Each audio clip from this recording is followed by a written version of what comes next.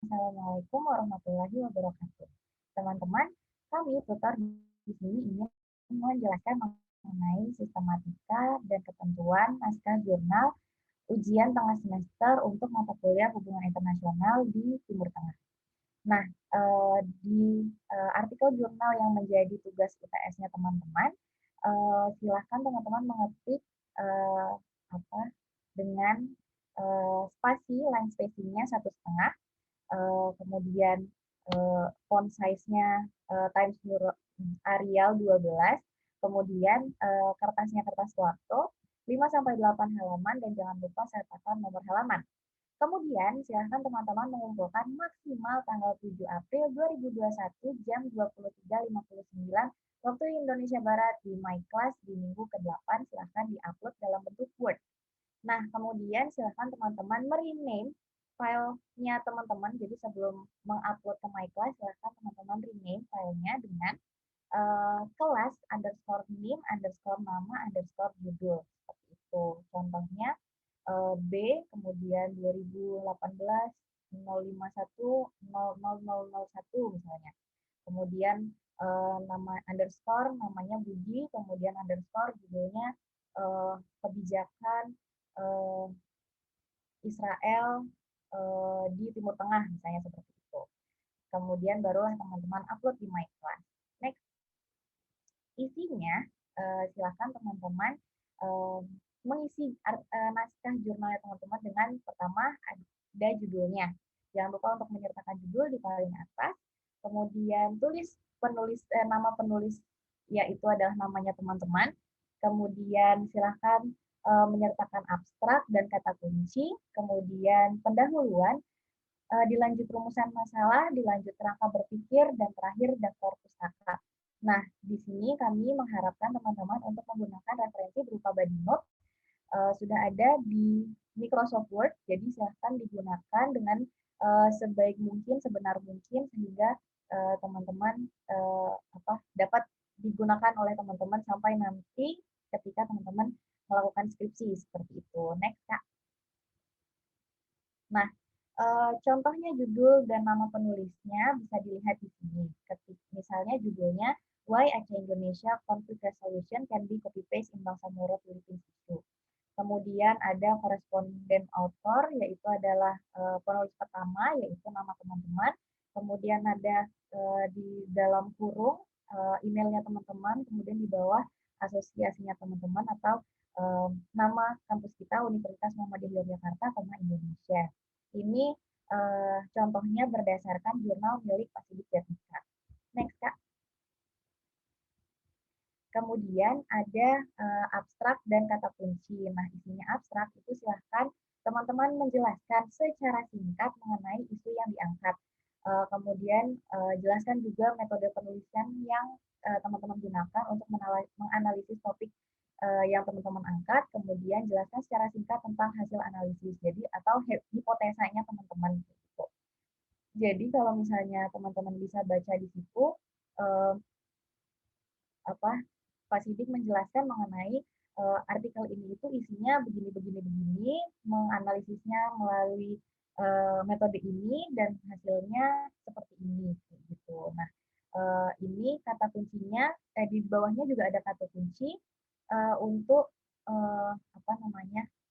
sebagai apa sih yang berkaitan dengan apa sih inti dari naskah jurnalnya teman-teman ini, seperti itu. Nah, maksimumnya 6 kata. Kemudian abstraknya juga jangan banyak-banyak gitu. Cukup satu paragraf yang tidak terlalu panjang. Yang penting 3 isi ini sudah masuk di dalam abstrak.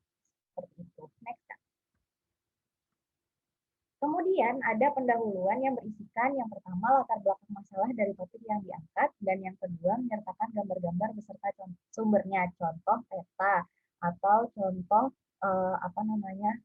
ilustrasi konflik yang terjadi atau ilustrasi konflik yang teman-teman angkat, seperti itu. Jadi teman-teman bisa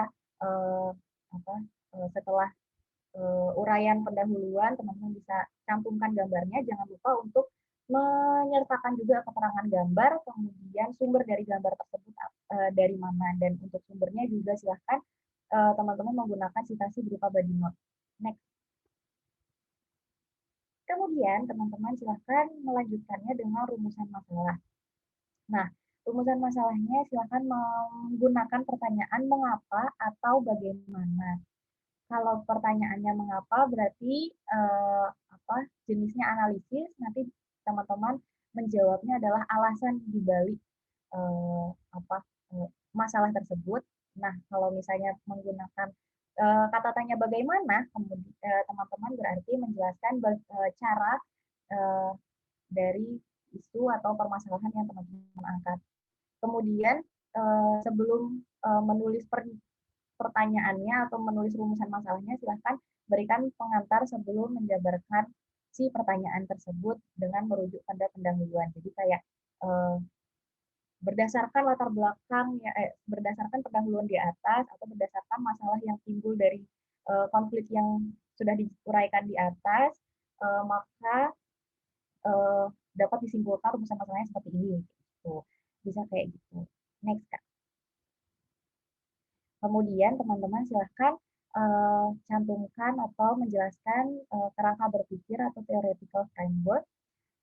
Nah, di sini untuk menguraikan konflik atau isu atau permasalahan yang teman-teman angkat, silahkan menggunakan teori milik Pak Sidik Jatmika yang teori pemicu konflik di Timur Tengah. Kan ada beberapa ya seperti Asobiah, Watomiyah, kayak gitu. Nah, itu teman-teman gunakan untuk menjelaskan masalahnya kenapa bisa terjadi gitu. Nanti teman-teman bisa menguraikan aplikasinya dari teori tersebut kepada masalah yang teman-teman angkat. Nah, untuk UTS kita berhenti sampai di kerangka berpikir ini. Jadi di selanjutnya Kak, kita langsung, oh ini ada ketentuan kerangka berpikir. Nah, sudah ada ketentuannya yang sudah tadi saya jelaskan bahwa menggunakan minimal 2 konsep di buku Hubungan Internasional Kawasan Timur Tengah karya Pak Sidik Jatmika. Ini sudah bisa teman-teman akses di My Class. Next, Kak. Lalu langsung ditutup oleh daftar pustaka yang silahkan memuat sumber-sumber yang berbobot gitu ya, yang valid. Disarankan teman-teman tidak mengambil dari Wikipedia, Blogspot, WordPress, atau blog-blog lain yang tidak bisa dipastikan kevalitannya. Gitu. Jadi silakan mencari mungkin dari jurnal atau dari buku untuk sumber-sumber yang teman-teman gunakan di naskah jurnalnya teman-teman ini. Nah, daftar pustakanya juga silahkan disusun, diperbaiki sesuai dengan ketentuan umum seperti yang terlihat di gambar seperti itu. Teman-teman sangat bisa untuk melakukan konsultasi ke tutor-tutor yang ada saya, ada Kak Peja, dan ada Kak Dimas. Nah, silahkan untuk kalau misalnya ada pertanyaan, silahkan ditujukan ke kami. Boleh lewat grup, bisa juga lewat personal chat. Nah, jangan lupa juga untuk mengumpulkan tepat waktu karena itu sangat berpengaruh untuk penilaiannya teman-teman semua. Nah, sekian penjelasan dari ketentuan naskah jurnal UTS Hubungan Internasional di Timur Tengah. Sekian. Terima kasih. Wassalamualaikum warahmatullahi wabarakatuh.